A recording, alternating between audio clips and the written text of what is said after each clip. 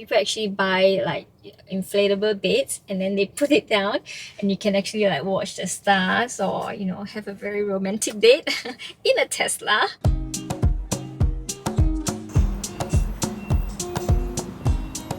Hello everyone, today I'm here with Kevryn, who is the owner of a Model 3 Performance, a pink one as you see, to hear her stories about getting a Tesla in Singapore, her experience owning it, and what you should know before getting one for yourself.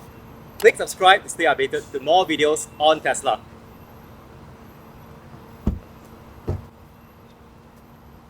Kevryn, what should the audience know about you? Okay, so I'm a yoga instructor. I'm not sure if all of you know, and also scuba diving assistant instructor. Yes, these are the side hobbies that I have. Yeah. And tell us, how did your journey with Tesla begin? Okay, so my journey with Tesla actually started with the stocks. So I was actually looking at the shares and everything, so I bought some. And then at one point, the Model 3 was becoming available in Singapore. So I started thinking if I should get an electric car, because I was quite skeptic about it at the start, because it's electric and we are all so used to engine cars and everything. And then one day, so I actually had a small group and we discussed about stocks and stuff. And then my friends were like, "Oh, did you buy a Tesla?" So I said, "Yeah, actually I bought one Tesla." And they were like, "Oh, but the share price is drop, you should buy a few more." I said, "Oh no, guys, I mean like a Tesla car." Yes. And I actually got it around mid last year. And then after that, my electric journey started. Yeah. So Kevryn went from TSLA to Tesla. Yes. Will you say that this was paid for by the stock gains? No, not really, but I would love to, but not really. Maybe part of it. Getting an EV is a big decision for us here in Singapore. We're not yet like most of the European Union, where EV adoption is actually a lot higher. In Germany, it's 20%. In Norway, it's close to 90% right now. Oh, wow. Okay. We are catching up quickly in Singapore. So when Kevryn was actually considering a Tesla, just before that, 2 years ago, our EV adoption was 0.3%. Basically, practically no one is buying an EV. You just see the blue SG cars out here and some smaller EVs. Then, last year, our EV adoption, thanks to Kevryn, went up to 3.8%. This year, Huge increase. now this year to date, inflation, oil prices, growing awareness, more EV charging infrastructure, it is now 8.4%. Wow. So 8 out of every 100 cars bought in Singapore are now EVs. So the number is increasing a lot. There was a big mindset shift because Yes. it's not an easy decision. What was your number one concern before getting the Tesla? I think my number one concern is charging and also the driving range. Like, how far I can go with a fully charged battery and everything, and how long it can last me with my everyday activities. And most of us don't stay in landed property. We may not have EV chargers at home. So for someone who lives in a HDB or condo, so people may be going to you and say, "Wow, Xiao, you have no EV charging at home and you still want to get an EV. Are you a sucker for punishment?" Yes. How do you actually, resolve that concern? So actually, before I get the Tesla, this is one of the biggest concerns. So I start researching on, where I can do charging around Singapore, and also Teslas were having free supercharging at that point, and realized that they're actually located or like quite strategic locations. So there's actually a shopping mall and food centers around. So then I start to like map myself and my daily activities around. And also previously I worked in MBS. So actually in MBS I found out they also have electric charging. And I realized that in a lot of malls, if they have electric charging, you actually get like specific lots. So you don't have to queue for lots or look for parking lots anymore, even in peak hours. So this was one of the plus points for me, because usually when I work in MBS, it's shift work. So I had sometimes my work hours is 12 o'clock, which is lunchtime. Or if I do night shift, it actually starts at like 5 p.m. It's like coming to dinner time. and everyone struggles to find a lot. So for me, with electric car, I have no more issues because there's always a lot. As you said, previously it was only like 0 to 3%, 0.3 to 3%. So there's not a lot of EV cars actually. So every time I go to work, there's a lot waiting for me, and I get to charge my car, and then when I finish work, it's fully charged, and then I go home, continue with my activities, and then next day again. So it was actually, after you start to map it properly, it's quite convenient. Yeah. So there are a lot of potential risks and things to watch out for when you're a pioneer like Kevryn. But on the flip side, there are also some benefits. Yes. Benefits like, because there are not that many EVs yet, most lots are actually dedicated to EVs, those lots with chargers. So who gets them? Early adopters like Kevryn. Yes. It's a big mindset shift. We used to think we need to go to petrol stations, but we don't have petrol stations in our house. Same thing, we don't all need EV chargers in our house. If you map a little bit, you find the right chargers in your neighborhood, your offices, your malls. We call that destination charging. You may even end up saving time because you don't need to go to a petrol station. Yeah, and in petrol station, you just have to wait, right? So now when I do charging at the shopping mall, I can do some shopping, grocery shopping, or have dinner. And anyways, I believe most of us goes to the mall for a couple of hours every time. So to charge the car is also a couple of hours, but with the superchargers in specific locations, it's actually 30 minutes. So just a coffee and catch up with a friend, and you're done. Teslas are a child magnet. Yes. Your Tesla's in pink. This is basically like a super glue to draw all kids over. It is. What's the story behind pink? I'm just a pink fan. So all of my cars previously are also pink, different shades of pink. Just like every girl, pink is always the favorite color. Yes. But this isn't a default Tesla color. This is a wrap. Yes. The default is like a pearl white. Yes. So kids all around the world, they recognize Tesla, they love Tesla. Have you seen children coming up to you? Yes, I have actually, because the car has like a Sentry mode for the camera and it's 360 degrees. So sometimes even if I'm not at my car, I get like alerts and say, the alarm is triggered or a camera because someone is near. And when I look back in the camera, it's just kids coming up to figure out, what is this when they haven't seen the logo. So they were like, oh, how come, it's so cool, like there's no handles and it's like pink, because when you see cars, it's usually white or grey or black. So the color attracts them to come. Or sometimes when I get out of my car and I walk away, I see kids walking past and then they just come over and then start touching and figuring out what this is. It's like a toy for them. Yeah. They get very excited. I think you spoil market for all the parents. All the kids are going to go back to parents and say, can you please get me a Tesla? That's what my son did to me. Like when Tesla first became available but not so available, he's like, oh, when are you gonna get a Tesla? When can we have a Tesla? Because he keeps watching YouTube and watching Tesla's shows as well. He knows about Tesla in and out, like more than I do.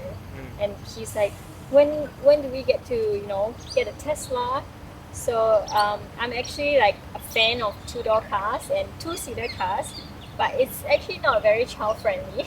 So after a few years of having what I like, I think I need to get something that is like family friendly as well and child friendly.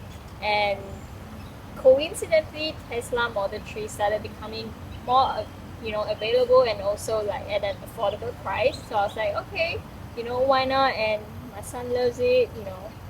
Yeah, everyone's happy. This car looks very innocent. You look from it from outside, it's like a Sedan, like a Toyota Camry. Yes. But this is not a normal car. The performance is different.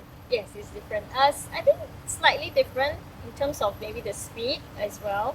And one of the main things that is very attractive, not just how it looks, is actually the speed of the car, because I love fast cars.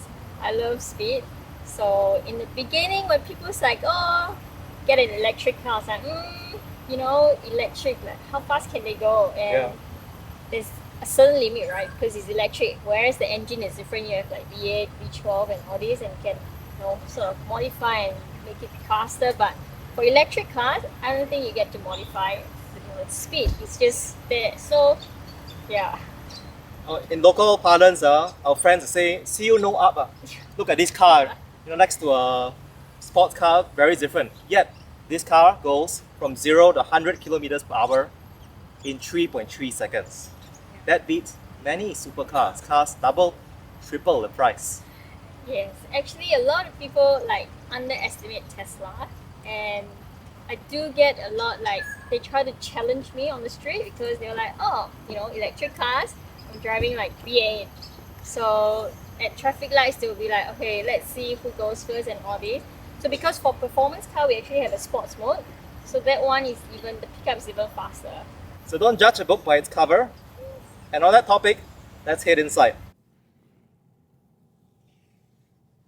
The Tesla has a beautiful sunroof. But here in Singapore, is it just inviting more heat? I have that concern in the beginning because it's like a full panoramic roof.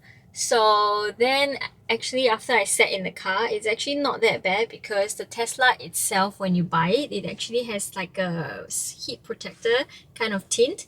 So I actually also added another extra tint on it so that this tint is actually heat absorption. So right now, even if I park under the sun and I get into the car, I don't really feel that heat that much. And now it's, I think, common knowledge. Many people have seen YouTube videos or Yes. they went to the showroom. These Teslas, everything's operated in just this screen here. Yes. So some people are wondering, I think this is quite scary. I don't know whether I can use it or not. There are no buttons. Yeah, it is quite scary for me to, in the beginning because you see, like the steering wheel is actually quite sleek and simple. There's actually no buttons at all. Everything is like on the screen. So when I just started driving, I was like, oh no, how can I, like multitask and touch the screen and then drive if I need to adjust anything. But I think over time we all get used to it. It's just like when you drive other cars, because they were already here, so you're just used to it. So now you just need to get used to have operating everything on the screen, which I don't think it's very difficult because after you actually set everything, basically while you're driving, you don't even need to touch the screen at all. How long do you take for you to get used to just driving a Tesla? Some people say, is this just like operating an iPhone or is it a lot more complex? I think it's like an iPhone. So once you get the hang of it, because everything is actually on the screen, like they actually give you all the different tabs, like the pedals, all the different sections as well for charging. It's here, autopilot mode, the locks. It's basically like an iPhone, under general, you have all these sub tabs, like how you want to do. So it's actually quite easy. Everything I think is just on the controls because then you have the mirrors, the window locks, the glove box, and the wipers. So I think it's actually quite easy to navigate once you know where they are. And always for I think one of the plus is also for this panel, it's like everything after you set, they actually auto save it under your name, and every time you come into the car, everything is already set. You basically don't even have to touch anything unless you go taller. So you need to readjust your seats, or today you decide to drive more left and then you need to adjust the mirrors. Otherwise, basically you don't have to touch anything at all after the first time you set up. And even if you have other drivers, you can actually set up a new profile for them, so everything is safe under them. This car has so many good things going for it. Great software, great acceleration, it's green, it's good for the environment. What's something you don't like about this car? Cannot make it one. No, not really. I haven't found something I don't really like yet. Everything I love about it, all the technology. One thing I really love actually is the 360-degree camera. So guys, please remember Teslas, they do have cameras. You think they don't or you don't see it, but it's all around you.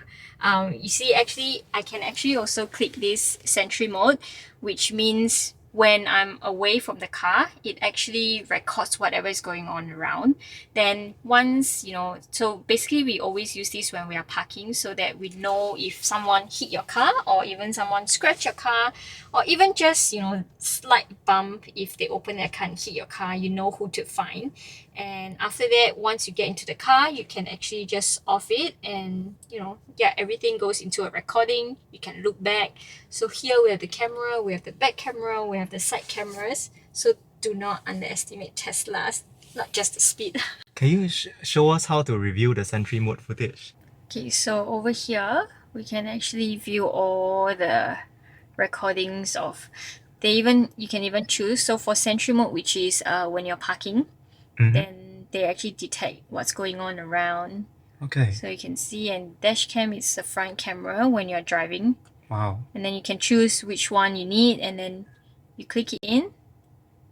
And they actually have this red point to show you there's action going on. So then you can just like fast forward and then, yeah. And you can even expand all the different cameras if you click on it. Yes. So the left side, the right side. So the recording is actually 360 as well. So example, somebody cut you through from the left, and then you can choose, and you can see, it was like, double white lane. So another thing is you can actually, control your trunk, the front and back from the car itself. So you can open it and it actually shows, the trunks are open. And as you can see, I changed my car to pink.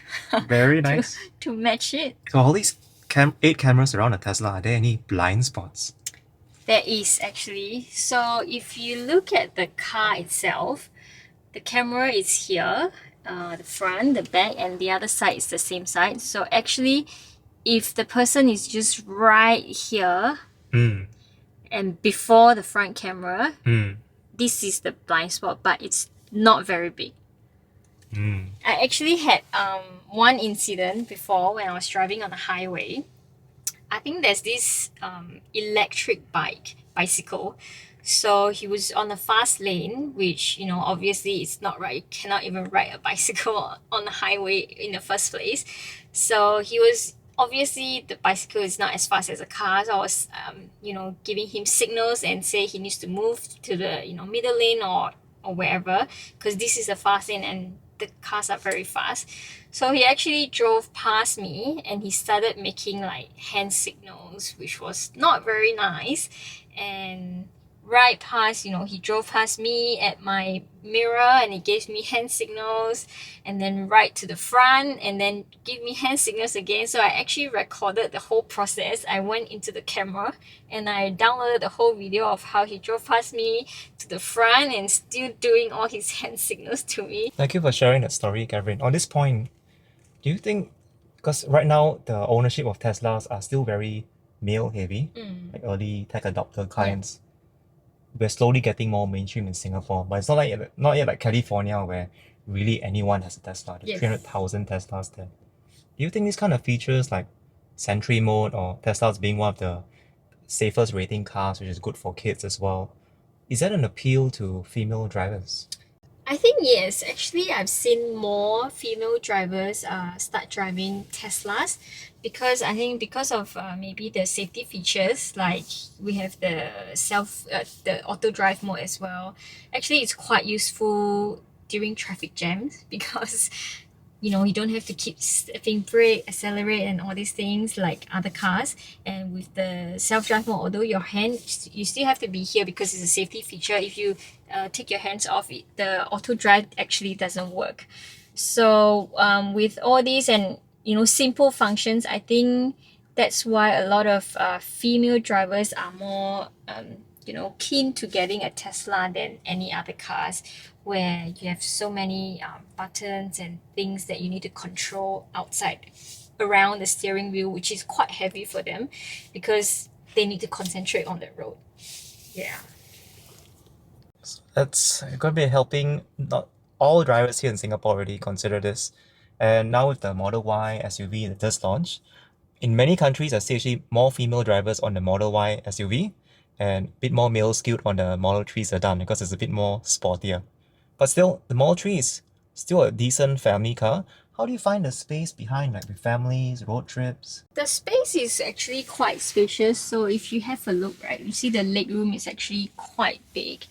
And also, I believe if you guys have seen the YouTubes of Tesla 3s, you can actually put the seat down, and I think it's in Malaysia that I saw people actually buy like inflatable beds and then they put it down and you can actually like watch the stars or have a very romantic date in a Tesla.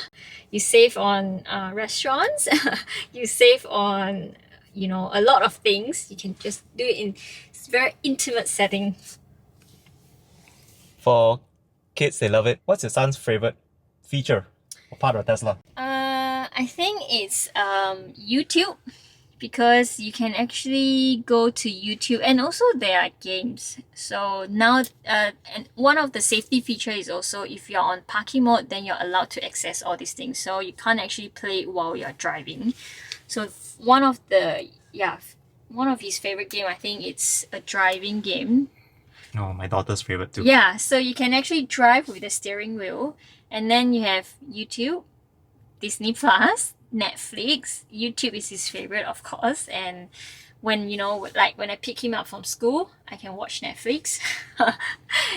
So it's very good entertainment. Our kids, they don't want to leave the car, huh? But Yes. right now we are going to leave the car. Got this car for 6 months now. Any regrets? No regrets so far. And what would you have done differently, knowing everything you know about owning an EV, owning a Tesla now? I think what would I have done differently? I actually look at EV cars very differently, and also I spot EV cars quite quickly now. Like every time a car drives past, like, oh, it's an electric car. It's somehow like a natural instinct to me. You have this EV radar. So another thing I would have done differently, maybe modifications, because right now some people say it looks too fierce for a female, but I like it, so let's see. I like it too. What tip you have for people considering buying a Tesla right now? I think we should not be constrained because of the charging and accessibility of getting chargers, because right now, like you say, the percentage is growing. So I think the government is also doing their part to make charging more available. And as all of you know, petrol prices are going up non-stop and very, very high. If you do your calculation, actually owning an EV car saves you quite a lot of money. So don't just, look at the blind spots in like charging. I don't stay in the landed, because not everybody stays in the landed. So how can we solve that problem? Because we're not staying in the landed, right? We can still make use of shopping malls and even petrol stations that are free charging. And I believe the government has also announced that they are trying to install more charging points in HDBs by 2025. Yeah, so I think it's gonna be as accessible and available like petrol stations on the future. You've seen in our recent road trip videos, in Malaysia we go to Shell, we go to Caltex. What's an EV doing there? Charging our EVs. And by 2030, you can only buy a EV if it's a new car. Thank you for sharing your story, Kevryn. And I hope this inspires more people to consider an EV. It does not need to be a Tesla. We'll always do a small part. In Singapore, if you don't have a car, fair point, we don't need a car. But if you're driving one now already, an EV is a choice. If you found this video insightful, please click the like button. Hit subscribe to stay updated to more videos on Tesla. Take care, everyone. Thank you. Bye-bye.